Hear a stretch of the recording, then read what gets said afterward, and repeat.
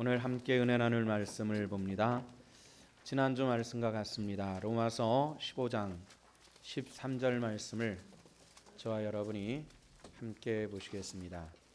소망의 하나님이 모든 평강과 평강을 믿음 안에서 너에게 충만하게 하사 성령의 능력으로 소망이 넘치게 하시기를 원하노라. 아멘.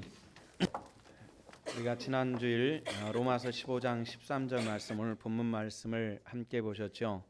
오늘 본문 말씀에 보니까 우리가 주님께서 우리를 믿음 안에서 우리에게 성령에 충만하고 성령의 능력으로 소망이 넘치는 삶이 되기를 원하노라. 사도 바울이 그런 얘기를 하였습니다. 로마 교회가 성령이 충만한 삶이 되기를 원한다. 이런 기도의 제목이죠. 우리가 성령의 충만함이라고 하는 것이 과연 뭔가, 아마 교회가 굉장히 중요한 질문이고, 처음 신앙생활 하신 분이나 신앙생활을 오래 하신 분이나 이 성령님에 대한 이 의문 또 질문 또 충만케 하기를 원하시는 그런 마음들이 많이 있을 것입니다. 2000년의 역사 속에서 늘 그래왔습니다. 네, 성령에 대해서 굉장히 오해도 많고요. 그렇습니다. 많은 분들이 성령이 충만하면은 방언이 있고 병 고치는 은사가 있고 방언 통변이 있고 이런 생각을 굉장히 많이 합니다. 물론 성경에서도 우리에게 성령이 임하면은 우리가 권능을 받는다 이런 말씀이 있기 때문에 이런 권능에 대한 생각을 굉장히 많이 합니다만은 성령께서 가장 우리 속에 크게 역사하시는 가장 중요한 것은 우리 안에 생명으로 함께 하신다는 것을 여러분들 믿으시기를 바랍니다. 성령께서는 우리 안에 생명으로 함께 하시는 것입니다. 그리고 성령께서는 우리 보혜사가 되신다 그랬죠. 우리 삶을 이끌어 가시는, 은혜로 이끌어 가시는 분입니다. 근데 우리가 어떻게 은혜로 이끌리느냐 하는 것에 대해서 요한복음에는 예수님께서 너에게 성령이 임하시면은 이런 일들이 일어날 것이다 하는 얘기를 말씀을 많이 해주셨는데요. 그 중에 지난주에 절반 정도를 여러분들과 함께 말씀을 나눴습니다. 절반 정도 8가지 주제를 여러분들의 말씀을 드렸는데요. 가장 먼저는 우리가 욕심으로부터 자유롭다 이렇게 말씀을 했습니다. 욕망으로부터 자유롭습니다. 세상 사람들은 우리 기독교인들이 욕심이 참 많다 이렇게 얘기를 합니다. 우리 기독교인들은 욕심이 없고 이런 얘기를 하는 것을 들어본 적이 없습니다. 오히려 반대로 기독교인들은 욕심이 참 많아. 저 집사는 다 좋은데 이렇게 욕심이 많지? 이런 얘기들을 우리는 자주 들어봅니다. 이것은 어떤 경우에도 결코 성령 충만함이 아니라, 우리 성령 충만함이라는 하는 것은 우리 욕망으로부터 자유함이다 이렇게 말씀을 했습니다. 두 번째는 내 안에 주의 말씀으로 가득 차 있는 것이라고 말씀을 드렸습니다. 세 번째는 뭐라 그랬죠? 내 삶을 통해서 예수 그리스도를 증거하는 것입니다. 다시 말해서 누군가 나를 보면은 예수님이 생각나는 사람이 성령이 충만한 사람이다 이렇게 말씀을 드렸죠. 네 번째, 지난주에 한 네 번째 말씀 가운데서는 책망에도 귀를 기울일 수 있는 사람입니다. 많은 사람들이 내가 누군데 네가 나를 책망해? 이런 얘기를 합니다. 사실 여러분들은 잘 모르시겠지만은 강단에서 가끔 책망의 조의 설교 말씀이 될 때가 있죠. 그럴 때 간혹 한두 번씩 반발을 해가지고 심각한 상황에 처해 있는 경우들도 1년에 한 두어 번씩 있습니다. 목회자로는 참 어려운 일입니다. 누구 특정인을 향해서 한 것은 아닌데 의외로 그 화살이 꽂혀가지고 아주 대차게 어필하고 항의하는 이런 경우들도 간혹 있기는 하죠. 대부분 고마운 것은 99%의 대부분의 성도들이 그것을 받아들이고 변화를 향해서 움직여 간다는 것입니다. 책망에도 귀를 기울일 수 있는 사람이 성령의 이끌림을 받는 사람이다 이렇게 말씀을 드렸습니다. 이것이 제가 하는 말씀이 아니라 지난주에 여러분들과 함께 말씀을 함께 보면서 본 그런 말씀입니다. 오늘 뒷부분에 네 가지 얘기를 또 여러분들과 함께 나눕니다. 성령 충만함이라고 하는 것은 우리가 진리로 인도되는 것이다. 주님께서 친히 우리에게 주신 말씀입니다. 요한복음 16장 13절 말씀에 보면은 진리 성령이 오시면 그가 너희를 모든 진리 가운데로 인도하시리니 그가 자의로 말하지 않고 오직 듣는 것을 말하시며 장래를 너에게 알리시리라. 이렇게 말씀을 했습니다.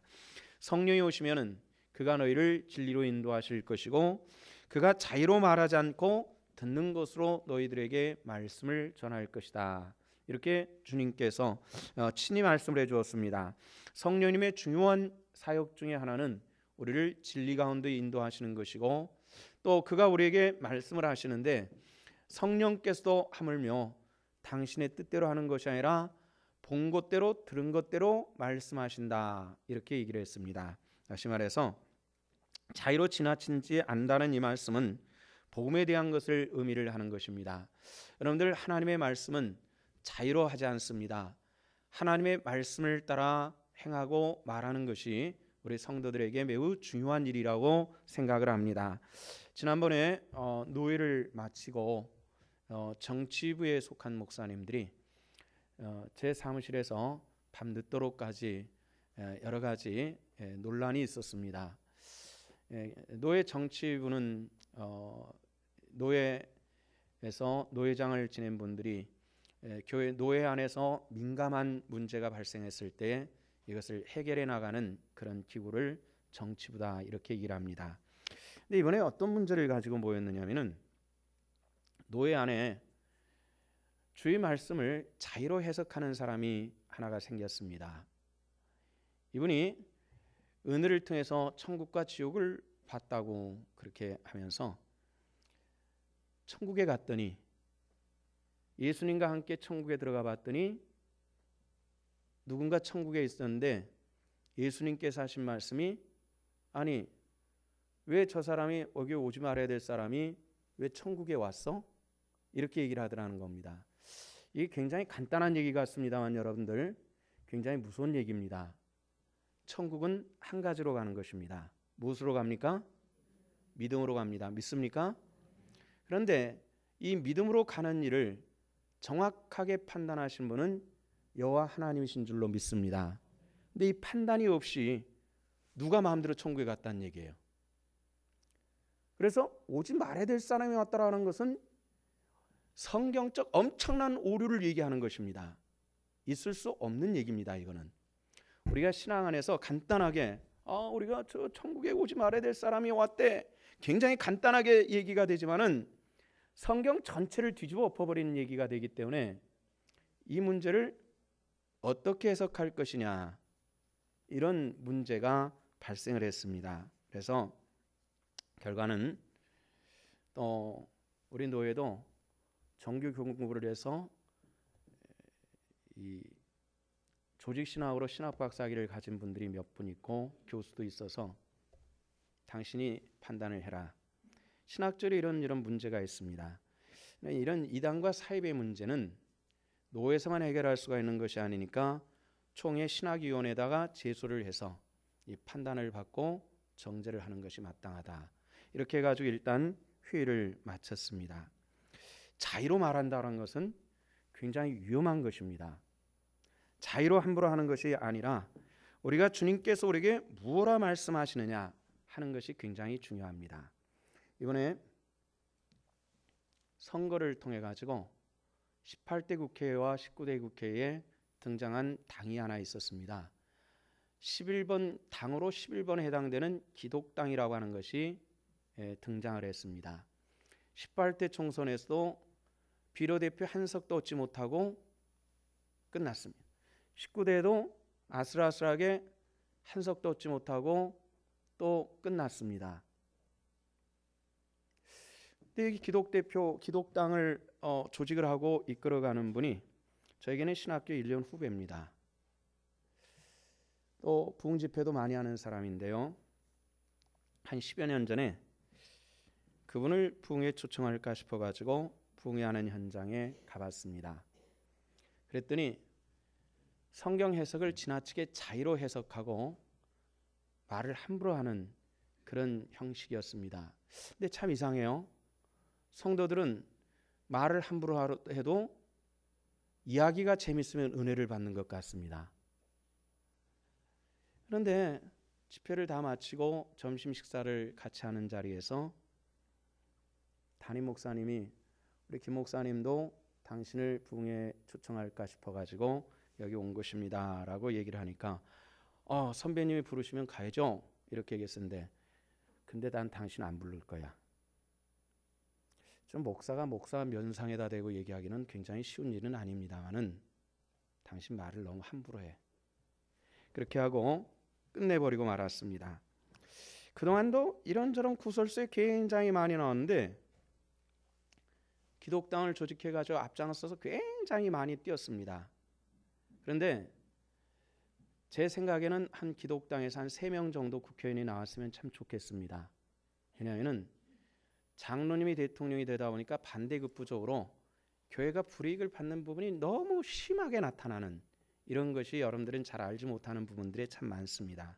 그런데 그 양반이 앞장서 일하는 이상은 기독당이 국회의원이 생기면은 망신이 더 많지 이익될 게 아무것도 없다. 대부분의 목사님들의 의견이 그랬습니다. 그래서 또 이번도 역시 목사님들의 도움을 전혀 받지 못하고 또 국회의원은 한 명도 되지 못하는 이런 일이 생겼습니다. 우리 신앙인들이 복음은 말로 전하는 것입니다. 언어로 전하는 것이기 때문에 우리 입술이 어떠하느냐 하는 것은 굉장히 중요합니다. 성경에 우리 마음에 할례를 받는다는 말씀도 나옵니다만은 저와 여러분들이 우리 입술을 통해서 할례 받을 수 있기를 주 이름으로 축원합니다. 어떤 언어를 사용하느냐 이것은 굉장히 중요합니다. 어떤 한 회사에서 여사원 한 사람이 자살을 했다고 합니다.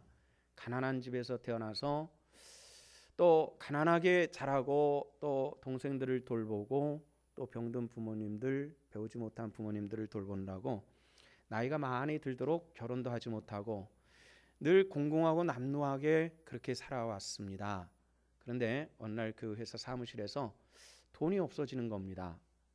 근데 누군가 지나가던 말로 저 사람이 아무도 없을 때 혼자 사무실에 있었다라고 이렇게 얘기를 합니다. 얼마든지 혼자 사무실에 있을 수 있죠. 그런데 이 말의 뜻은 그렇게 민감할 때 이 말 한마디는 그 사람이 도둑질해 갔을지도 몰라라는 얘기하고 똑같은 것입니다. 여러분들 똑같은 얘기도 상황이 어떠냐에 따라서 독도 됐고 또 약도 될 수 있다는 것을 여러분들 아시기를 바랍니다. 언어는 상황이 어떠하느냐에 따라서 독이 될 수 있는 언어도 있고 같은 말도 약도 될 수 있는데 이게 독이 돼버리고 만 것입니다. 사람들은 네가 훔쳐갔지라고는 하지 않지만은 그 시간에 왜 혼자 있었어? 이렇게 물어보는 것은 네가 훔쳐갔을지도 모르잖아 이런 얘기입니다. 늘 푼돈에도 공공한 사람이었기 때문에 목돈에는 눈을 들였을 것이다 이런 생각을 하고 사람들이 지속적으로 모이면 수근거리고 따돌리고 하는 얘기를 들으면서 나는 절대로 가난하게 살았지만은 나는 절대로 그 돈을 가져간 적이 없어. 그리고 자살을 해버리고 맙니다. 예, 참 기가 막힌 일이 벌어졌죠. 하여튼 그렇게 해가지고 일단락 됐나 싶었더니 한참이 지난 다음에 돈을 잃어버린 사람이 목돈인지라 자기가 착상스럽게 깊숙하게 집어넣은 것을 모르고 있다가 나중에 서랍 정리 안 하고 그 돈이 튀어나오는 것입니다. 죽은 사람 얘기를 어떻게 해야 되겠습니까? 굉장히 간단한 얘기 같지만은 우리가 사람들 속에서 상처를 입고 어려움 당할 수 있는 것은 그런 경우들이 의외로 굉장히 많이 있다는 것입니다. 신앙생활이라고 하는 것은 어쩌면은 언어적 훈련이라고 생각이 될 수 있을 것입니다. 언어가 훈련되지 않으면은 우리가 신앙생활에 성공했다라고 이야기하기는 굉장히 어렵습니다. 아무리 열심히 일하고 아무리 앞장서고 아무리 힘쓴다 할지라도 언어가 훈련되지 않았을 때에 그 사람 정말 좋은 신앙이라고 이런 얘기는 하지 않습니다. 대신 뭐라고 얘기합니까? 좋은 일꾼이라고 얘기할 뿐입니다. 일꾼과 좋은 신앙이라고 하는 이야기는 전혀 다른 것입니다. 일은 말 그대로 일일 뿐입니다. 일을 잘하고 일을 처리를 잘하고 일을 잘 이끌어 나가고 이것은 일을 잘할 뿐이지 좋은 신앙인으로서 사람들에게 덕과 본과 유익을 끼치는 사람은 아니라는 그런 의미를 가질 수 있는 것이죠. 그래서 우리가 과연 우리가 신앙생활에 가장 중요한 것은 어떤 언어를 사용할 것이고 어떻게 표현할 것이냐 하는 것이 굉장히 중요합니다. 우리 교회 성도님들 가운데서도 말을 참 이쁘게 하는 권사님이 있죠. 여러분들 기억나시는지 모르겠어요. 저도 참 저는 연세 드신 분들이 어른이 되시면 항상 말을 이쁘게 하는 줄 알았어요. 최소한 우리 교회 어른들, 예를 들어서 60세 이상 되신 어른들이 10년 전까지만 해도 한 분도 없었습니다. 그랬을 때는 우리 교회는 60세 이상 되신 어른들이 오는 것을 굉장히 영광스럽게 생각했고 쌍수도로 환영을 했습니다. 죄송스럽습니다만은 어른들이 많아 보시다 보니까 꼭 그런 것은 아니다라는 것을 제가 굉장히 많이 느끼고 있습니다. 어른들이 됐기 때문에 평생 언어를 사용했기 때문에 언어가 잘 정돈될 것이다라는 그런 생각을 했던 것과는 사실 아니더랍니다. 죄송합니다. 아니더라는 것입니다. 그래서 언어를 가지고 늘 문제가 있는 것이 사실 우리 노년에 속한 노년부에 있다라는 이런 현실이 있습니다. 그런 가운데서도 언어가 항상 정돈돼서 굉장히 이쁜 그런 권사님이 있습니다. 그래서 저에게 막내 동생 같은 저에게 문제를 지적을 해도 굉장히 마음에 상처받지 않고 기분이 굉장히 좋도록 전달을 해줘서 언제든지 단점을 발견할 수 있고 저를 고쳐나갈 수 있는 그런 바로미터적인 역할을 해주셔서 굉장히 고맙습니다. 이 말의 훈련은 신앙의 훈련이고 덕의 훈련이고 우리의 삶의 중요한 훈련입니다. 우리가 성령이 임하시면은 우리 입술에 할례 받을 수 있기를 주 이름으로 축원합니다. 이것은 덕의 문제이기 때문에 그렇습니다. 성령이 충만한 사람은 자신의 영광을 감추고 주님의 영광을 드러내는 것입니다. 요한복음 16장 14절 말씀이니까 그가 내 영광을 나타내리니 이렇게 얘기를 했습니다. 그는 누구를 얘기하냐면 성령께서 내 영광을 나타내리니 내 것을 가지고 너에게 알리겠음이라 이렇게 말씀을 합니다. 성령께서는 누구의 영광을 나타내냐면 주님의 영광을 나타낸다 이렇게 얘기를 했습니다. 여러분들 따라 하십시다. 성령이 임하시면 주 영광을 나타낸다. 믿으시길 바랍니다. 가끔 성도들 가운데서 나를 어떻게 생각했느냐, 나를 어떻게 봤느냐, 나를 어떻게 취급했느냐, 여기에 모든 관심이 집중되고 농축돼 버린 이런 경우들이 있습니다만은 이것은 은혜를 따라 사는 것이 아닙니다.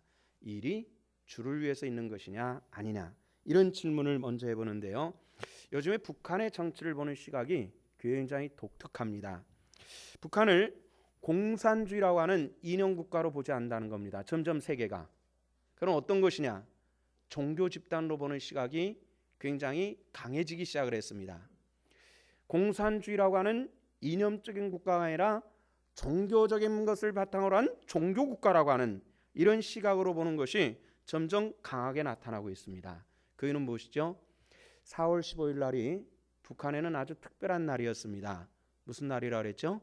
태양절이라는, 김일성이 태어난 지 100주년 되는 생일날이 태양절입니다. 세상을 떠난 지 상당히 오래된 사람인데 그 사람의 태어난 날을 태양절이라 해서 북한의 최고의 명절로 꼽고 있습니다. 뭐 구정이나 추석이나 뭐 그런 것도 아니고 제일 중요한 날입니다. 이게 뭘 의미하는 것이에요? 이것이 종교 교조가 태어난, 우리 기독교에서는 예수님께서 태어난 날이 굉장히 중요한 것이고 불교는 석가모니가 태어난 날이 굉장히 중요합니다. 그 날에서 굉장히 중요하다는 것은 뭐예요? 그것이 하나의 종교 집단화돼 가고 있다라는 그런 얘기입니다. 근데 김일성 가계를 보면은 굉장히 특이한 것을 느낄 수가 있는데 그 외할아버지 때에 기독교를 받아들이기 시작했다고 합니다. 그래서 그 외할아버지가 딸을 낳았는데 그 딸의 이름이 뭐냐면은 강반석입니다. 이름이 뭐예요? 베드로라는 이름이거든요. 강반석입니다. 그 강반석이 또 김일성을 낳습니다. 그러니까 초창기 오래 살아있다면 100살 된 사람이 할아버지가 예수를 믿기 시작한 사람이라면은 우리나라 기독교가 몇 년 됐어요? 한 120년 좀 넘었거든요. 130년이 좀 안 됐어요. 굉장히 뿌리 깊은 신앙의 집이고요. 그 외삼촌 강량욱이라고 하는 사람은 우리나라 장로교에서 만주로 선교사로 파송한 우리나라 선교사 1호입니다. 굉장히 뿌리 깊은. 그렇게 본다면은 김일성이는 어떤 사람이에요? 어렸을 때 신앙생활을 했을 것이라는 충분한 생각을 할 수 있는 그런 사람입니다. 근데 전 세계 2000년의 기독교 역사 속에서 가장 잔악하게 기독교를 탄압하는 그 주인공 집안의 총수가 돼버린 것이 바로 이 김일성이라는 그런 사람입니다. 그리고 어느 곳에 가든지 동상이 세워지고 그 앞에서 큰 절을 해야만 하고, 이것은 그만큼 우리 하나님께서 받으실 영광을 취해버리고 말았던 이런 사람입니다. 지난번에 아들이 교회를 건축했다고 수고했다고 유럽 여행을 시켜줘 가지고 유럽을 간 적이 있었죠. 그런데 헝가리 부다페스트에 갔는데 부다페스트 커다란 광장에 교회가 굉장히 아름답게 지어진 교회를 들어가 봤습니다. 근데 그 교회가 특이한 걸 하나를 봤어요. 뭐냐면은 십자가가 있다든지 아니면 예수님 상이 있다든지 하다못해 마리아가 예수님을 안고 있는 성모상이 있어야 될 자리에 크라운, 왕관을 쓴 수염을 기른 왕이 한 사람 서 있는 것을 봤습니다. 어느 보러 가든지 예수님도 아니고 베드로도 아니고, 도대체 안내하는 분에게 물어봤습니다. 누구냐고. 헝가리 족속이 저 우랄 알타이 쪽에서 서쪽으로 와가지고 헝가리의 자리를 잡으면서 헝가리라는 나라를 세웠는데, 그 헝가리를 건국한 이 국가적 시조가 바로 그 왕이랍니다. 그러니까 교회의 주인이 누구냐면은 예수님이 돼야 되는데 왕이 됐고 그 왕 앞에 예배를 드리는 이런 형국이 돼버린 거만 거죠. 교회가 어떻게 됐냐면은 우상을 섬기는 곳이 돼버리고 마른 것입니다. 모양이 분명히 십자가도 없고 예수님도 없고 마리아도 없고 아무것도 없이 왕을 섬기는 곳에 하나님께 예배하는 그 예배를 받는 자리에 서 있는 이런 게 돼버리고 말았어요. 근데 이것은 어떤 그림이나 형상이 있는 것도 그렇지만은 형상은 없지만은 존재하는 우상이 오늘 이 시대에도 있을 수 있다는 것입니다. 요즘에 프랜차이즈라는 말을 많이 하죠. 어떤 가맹점 형식으로 소매점을 만들어가는 것이 프랜차이즈화 시켜나가는 겁니다. 그래서 어떤 음식점 통닭집이라든지 아니면 순댓국밥이라든지 이런 프랜차이즈 형식으로 나가고 있는 대세죠. 근데 재밌게도 교회도 프랜차이즈화 시켜버리고 말았습니다. 어딜 가든지 교회 가면은 주보를 보고 어떤 특징을 가진 교회인가, 목사다 보니까 여기저기 뒤집어보고 살펴보고 분석해보고 그러는데, 굉장히 많은 교회가 어느 목사님께서 속한 어느 교단의 교회, 어느 목사님이 목회하는 그 교회에서 개척한 교회, 어느 목사님이 해서 위성 중계를 하는 그런 교회, 이런 교회들이 의외로 많이 생겨나고 있다는 겁니다. 참 위험하지 않습니까? 우리가 주님께서 주신 은혜의 교회라고 한다면은 합당히 목자가 말씀을 전하고 당당해야 될 텐데 그것이 없어져 버리고 마는 겁니다. 이게 상당히 위험한 모습인데요. 요즘엔 교회를 건축하는 데서도 그걸 볼 수가 있습니다. 교회를 건축하는 교회들을 가보면은 위에서 아래까지 또 다 살펴보고 어떻게 졌나, 어떻게 편의롭게 졌나, 어떻게 사용하나, 이걸 목회자들은 살펴보게 마련이죠.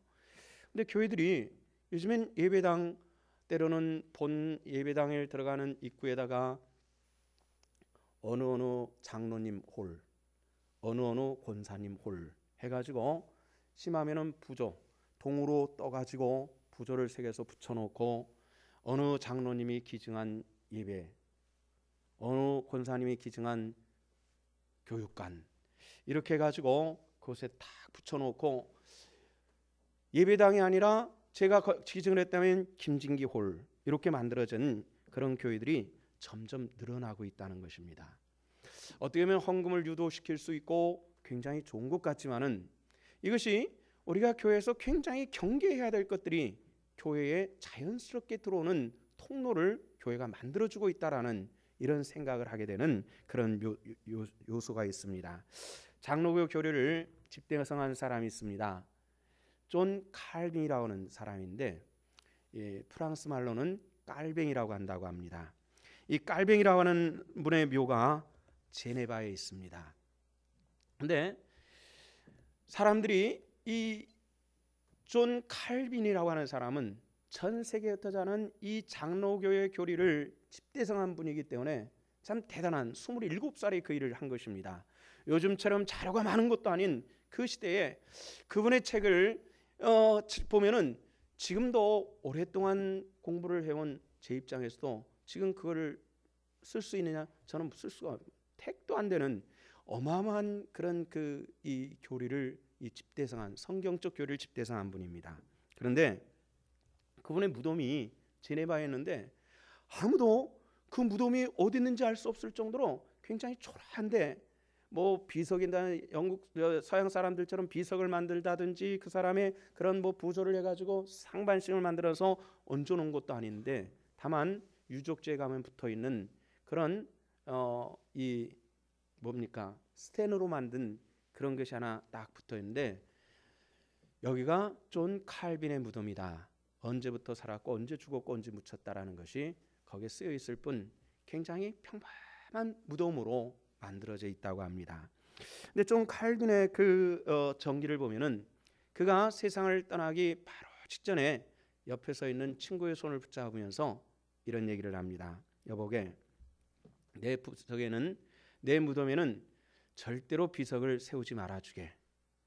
아니, 자네같이 위대한 사람이 세상에 살다 세상을 떠났는데 왜 그걸 안 세워? 이렇게 얘기를 했더니 그가 대답하여 말하기를 내 무덤에 비석을 세우면은 나를 따른 이들이 주님보다도 어쩌면 내 비석을 내 무덤을 더 우상화시킬지 모르니 절대로 그것을 세워주지 말게.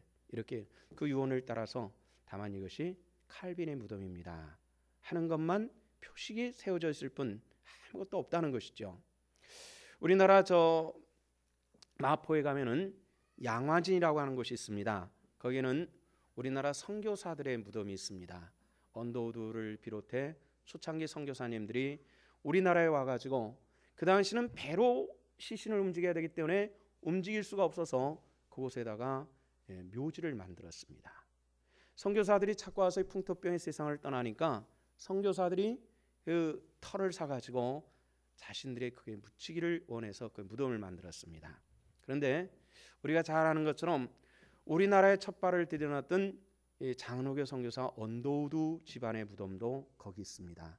언더우드 그 아들 그 손자 3대가 묻혀 있고 4대가 지금 역할을 하고 있고 5대가 살고 있습니다. 한국에 5대째 선교사 역할을 하면서 연세대학에 사역을 하고 있는데요. 그런데 3대째 그 자리에 묻혀 있는 이 언더우드 선교사 집안의 무덤이 위치가 어디냐? 이거 굉장히 중요해요. 초창기 한국에 와서 선교의 길을 열었고 선교사들을 이끌어 나갔던 그 사람이 가장 후미진 곳, 그늘이 빛이 들지 않는 음지인 곳에 그 집안의 무덤이 있는 겁니다. 어떻게 보면은 내가 최초로 왔고 가장 기여를 했고 또 5대째 이 땅에 있기 때문에 가장 양지 바른 곳에 가장 사람들이 오는 곳에 나 이 땅 쓸 거야. 아무도 얘기할 사람이 없을 겁니다. 그러나 한 귀퉁이에 들어가서 여기가 다만 언더우드 선교사 집안의 묘지다라는 표식 하나가 달랑 세워져 있다는 것입니다. 그것을 보면 굉장히 감동적입니다.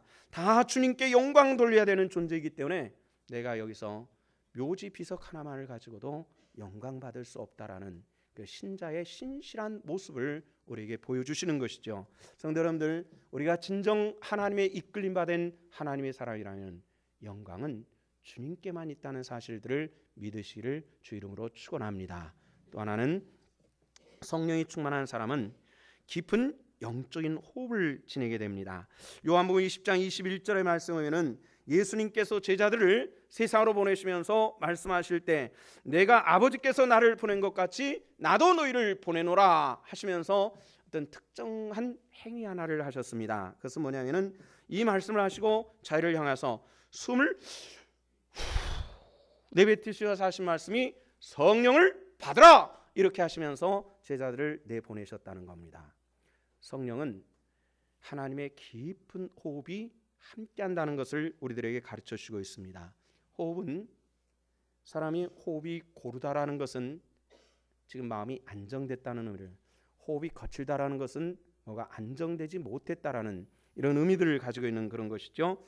호흡이 끊어졌다는 것은 죽었다라는 그런 의미입니다. 예수님께서 십자가에 못 박혀 돌아가실 때 그 아래서 죽인다는 그 소리 속에서 예수님께서 그 아들을 바라보시면서 아버지 저들을 사해 주옵소서, 저들이 하는 짓을 알지를 못하고 있습니다. 호흡을 가다드시면서 그들의 마지막 축복하시는 그런 모습을 볼 수가 있습니다. 우리에게 역사하시는 성령님의 은혜가 무엇인가를 분별하시고 내게 오늘 호흡을 주시고 오늘 삶으로 역사하시는 하나님의 계획과 그 섭리와 뜻이, 그리고 오늘 이 자리에 함께 하시고 내가 신자되게 하시고 예비케 하시는 하나님의 그 은혜가 분별될 수 있기를 주 이름으로 부탁을 드립니다. 한 책에서 이런 얘기를 봤습니다. 평생을 수원에 들어가서 조그만한 꼽추라 그래서 좀 죄송합니다만은 뭐 척추 공만증인가 뭐 그렇게 얘기한다 그러죠. 네, 우리나라 사람들을 꼽추라고 합니다. 태어날 때부터 꼽추로 태어나서 17살에 불우한 사람들을 섬기는, 병든 자들을 섬기는 그런 곳에 들어가서 평생을 사는 한 할머니 얘기입니다. 한 여자아이가 태어날 때 꼽추로 태어났습니다. 자유롭지 못하고 놀림받고 그래서 집 밖으로 거의 나가보지 못하고 울타리 안에서만 자라왔습니다. 17살 소녀가 됐을 때에 세상 밖이 너무너무 그리운데 함부로 나갈 수가 없어서 어떻게 해서 기도원에 갔습니다. 그런데 설교를 하시던 목사님이 성령에 대한 설교를 하다가 지금 여기 설교를 잠깐 중단하겠습니다. 여러분들이 지금 밖에 나가셔서 기도원 곳곳에 가셔서 10분 동안 성령께서 무엇라 말씀하시는지 귀를 기울이고 듣고 오십시오. 이렇게 말씀을 하시고 설교를 10분 동안 중단을 했습니다.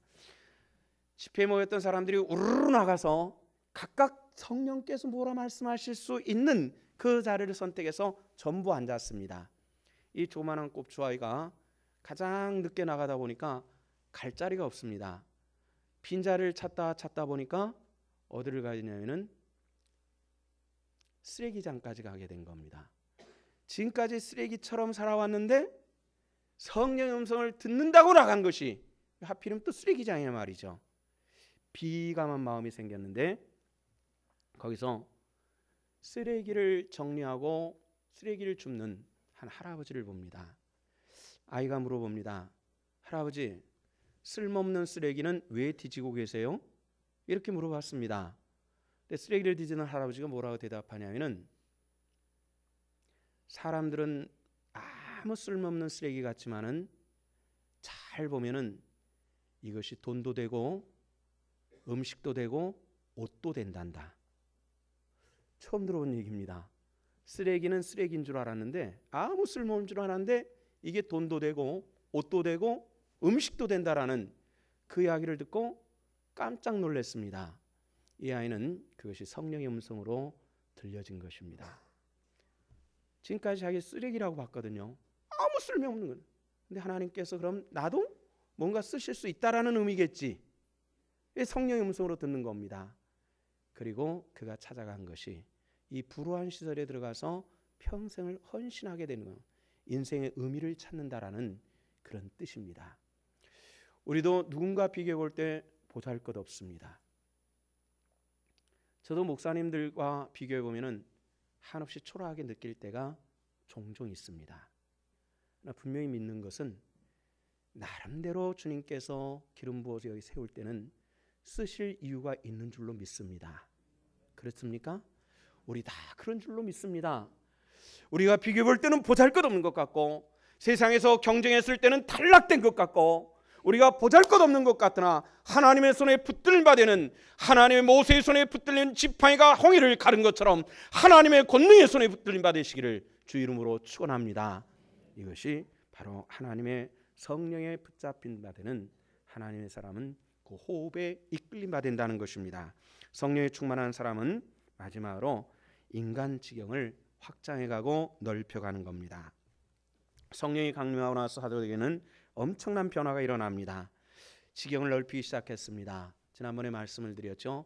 마태와 같은 사람은 에티오피아에 가 순교를 합니다. 거기까지 가기에는 굉장히 큰 사막을 지나가야 되는데 땅끝까지라는 말 때문에 건너가는 겁니다. 도마 같은 사람은 인도에 가 순교를 하죠. 베드로는 로마에 가 순교를 합니다. 쌍둥이 도마는 어디가 순교합니까? 또 하나의 사람은 위에 그 아르메니아에 가 순교를 하는 이런 일들이 땅끝까지 가서 순교를 하면서 주일들을 감당합니다. 기독교 2000년의 역사 속에서 교회는 언제든지 세상 속에 있었습니다. 많은 사람들이 예수를 열심히 믿는 예수 믿는 사람들끼리만 이런 생각을 합니다. 아닙니다. 주님께서는 세상으로 교회를 보내셨다는 사실들을 믿으시기를 바랍니다. 우리의 삶 현장에 예수 그리스도와 함께하는 것이 바로 성도의 모습입니다. 베드로가 변화산에 올라갔을 때에 예수님과 함께 나타난 모세와 엘리야를 보면서 깜짝 놀래가지고 정신 차리고 한 얘기가 제일 먼저 뭐였습니까? 주님 여기에 초막셋을 짓습시다. 하나는 주를 위해서, 하나는 엘리야, 하나는 모세를 위해서. 그때 예수님께서 어떻게 하셨습니까? 제자들을 끌고 세상으로 내려오시는 일들이었습니다. 우리 교회에서 인정받았다고요? 아닙니다. 세상에서도 인정받으시기를 주 이름으로 축원합니다. 세상에서 인정받았다고요? 교회 안에서 믿음으로 인정받을 수 있는 하나님의 권속들 되시기를 주 이름으로 축원합니다. 이것이 우리들이 해야 될 영적인 모습인 것입니다. 한 선생님이 제자들에게 이런 질문을 합니다. 얘들아, 언제 새날이 오는 것이니? 여러분들 언제 새날이 오는 것입니까? 물어봤습니다. 한테다가 얼른 대답을 했습니다. 동창이 밝아오면 새날이 오는 것입니다. 맞습니까? 동창이 밝아오면 새날이 오는 것입니다. 아니다. 아니 동창이 밝아오면 새날이 오는 것, 해가 떴다는 얘기인데 그럼 뭡니까? 또한 제자가 대답을 합니다. 노고지리가 우지면 새날이 온 것입니다. 맞습니까? 노고지리가 밝아야 우지짓는 거거든요. 그 새는 현상적으로 볼 때는 맞죠. 선생님은 아니다 그랬습니다. 아니 동창이 밝아도 새날이 아니고 노고지리가 울어도 새날이 아니라면은 언제가 새날입니까? 이렇게 제자들이 물어봅니다. 그랬더니 이 노스승께서 대답하여 말씀하시기를 너희가 창문을 열고 길에 지나가는 사람들이 너희 형제와 자매로 보인다면은 그것이 새날인 줄로 믿는다. 이런 얘기입니다. 그들이 주를 멀지 못하는 사람들이 그들이 죽음의 길을 가고 있는데 너희들이 아무런 깨우침이 없다면 너희에게는 새 생명이 없어. 이런 뜻입니다. 있습니까? 너희가 그 생명을 귀히 여길 수 있다면 너에게 생명이 있는 것이고 너희가 하나님에 속한 하나님의 사람이다. 이런 얘기입니다. 우리가 성령 임하였다고 소리를 크게 지를 수 있다고 성령 임하였다고 방언할 수 있다고 이것이 다 이런 얘기입니다. 내 삶을 주관하고 역사할 수 있는 성령의 권능이 우리와 함께 하시고 내 삶을 변화시킬 수 있는 능력 있는 하나님의 사람들, 바로 그런 하나님의 권속들 되시기를 주 이름으로 축원합니다. 간혹 성도들께서 민망하지만은 제 얘기를 잠깐 할게요. 이해하시고 들으시기 바랍니다. 목사님 카리스마가 있으세요. 이렇게 얘기할 때가 있습니다. 그런지 아닌지 저는 잘 모르겠습니다만은 그 말을 들으면 저는 이런 생각을 합니다. 김진기라고 하는 사람의 힘으로 이끌려져가는 교회다라는 이런 판단을 하고 있다라는 생각이 들 때가 있습니다. 어떻게 보면은 힘 있는 사람이라는 느낌도 들지만은 그것보다는 우리가 한 사람의 카리스마나 힘이 아닌 우리 신성교회를 하나님의 말씀과 성령이 이끌림 받고 할 수 있다면은 목사의 역할은 작은 교회가 될 수 있기를 저는 소망합니다. 목사의 역할이 지나치게 큰 교회는 사실 별로 좋은 교회는 아닙니다. 목동이 뒤에 가도 양무리들이 아무 탈 없이 뒤돌아보지 않고 앞으로 순조롭게 간다면은 그 양무리들은 편안한 것입니다. 그런데 양무리들이 자꾸 뒤돌아보고 전진하지 않는다면은 목자는 할 수 없이 앞에 설 수밖에 없는 거죠. 그 무리는 별로 좋은 것은 아니라는 겁니다. 우리 신성교회가 정말로 제 역할이 보이지 않고 뒤에 서서 뒤처지는 분들만 좀 끌어안고 갈 수 있는 교회라면은 우리 신성교회가 바로 세워진 교회라는 그런 생각을 합니다. 여러분들이 끊임없이 목사님이 앞장서고 목사님의 카리스마에 이끌려가는 교회라고 생각하면은 우리 신성교회는 별로 좋은 교회는 아니라는 얘기입니다. 진정 성령님의 이끄심과 말씀이 교회를 이끌어가고 승리케 하는 성령의 충만한 교회와 강단과 우리 신성의 권속들이 되시기를 주 이름으로 축원합니다. 기도하시겠습니다. 아버지의 은혜를 감사합니다. 오늘 또 주의 권속들이 주님 앞에 나왔고 또 예배합니다. 예배를 받으시기 합당하신 하나님, 오늘 또 우리 가운데 함께 하시고 우리가 진정한 진리로 인도함을 받는 참 믿음의 삶이 될 수 있도록 성령께서 친히 이끄시고 인도하여 주시옵소서. 감사를 드리며 예수 그리스도 이름 받들어 기도하옵나이다. 아멘.